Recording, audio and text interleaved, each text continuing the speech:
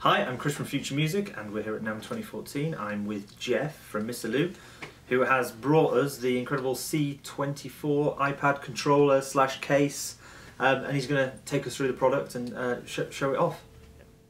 So this is the Miselu C.24 iPad on top. It's really designed to be the perfect music keyboard for iPad, so very compact, portable. Has a magnetic latch that secures the iPad in place. Basically, take the iPad out, deploy the keyboard. This is a little, and then set the iPad into the iPad groove, and you're ready to play. So we've got 24 keys, 2 octaves of keys, which are using magnets to generate the feel of the keys. So there's actually 2 magnets per key, one in the underside of the key and one in a magnet bar that's beneath the keyboard. And those 2 magnets opposing each other give the kind of semi-weighted feel of the keyboard.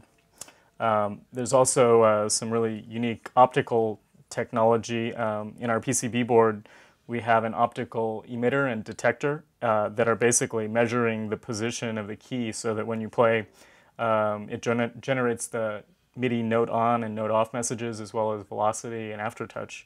So the optical gives you a lot more precision than what you would get with standard switches.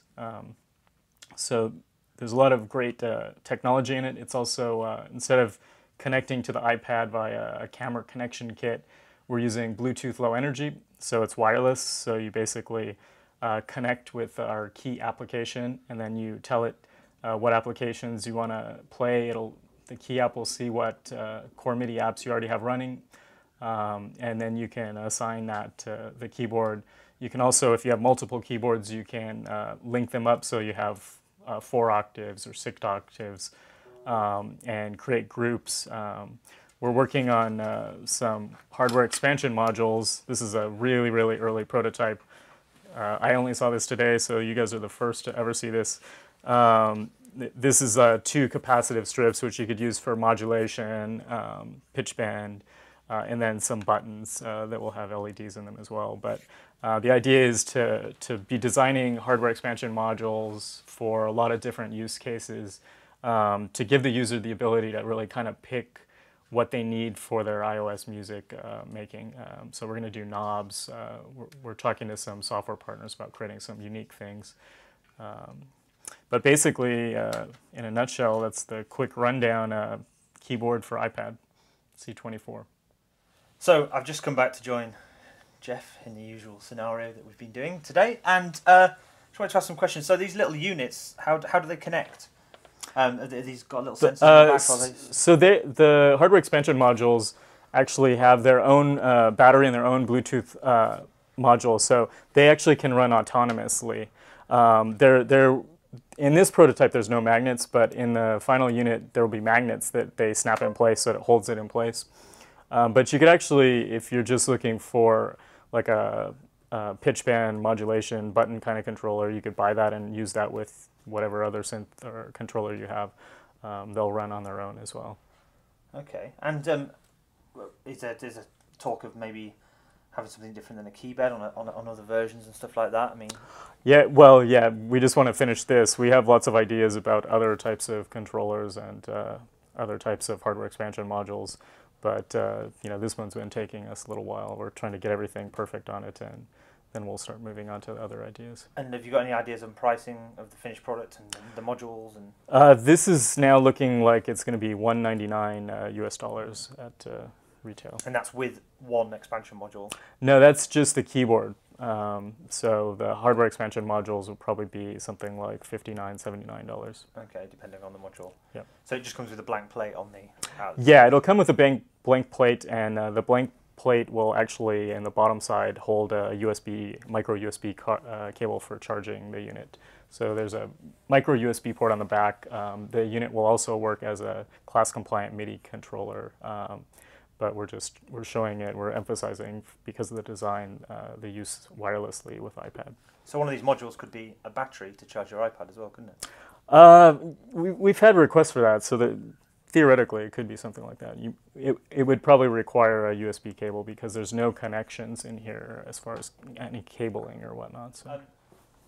So I mean, tell us about the development of it, because it is the only flat pack sort of keyboard, as it were, for the iPad. I mean, how did that idea come about, and how did you get to that? Sure. Well, our CEO, Yoshi, is really passionate about mobile music making. So he's always collecting small portable devices.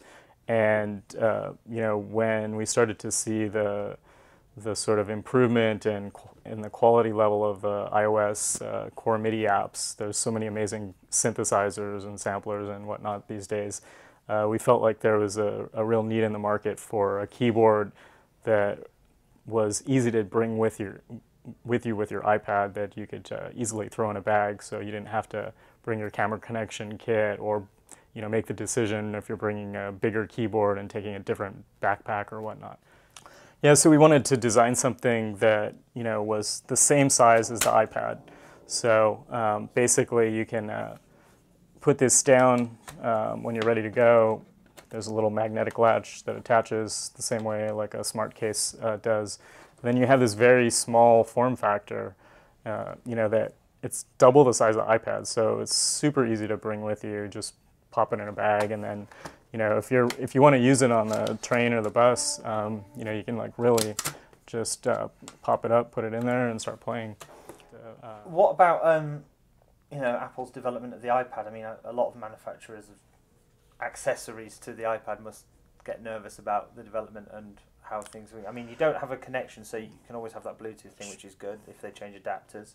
What about scales and sizes and things like that? Yeah, that's already a problem we've run into. So like with the iPad Air, the case functionality, it's a little bit smaller in the width dimension, so it's no longer working as a case the way we'd like it to.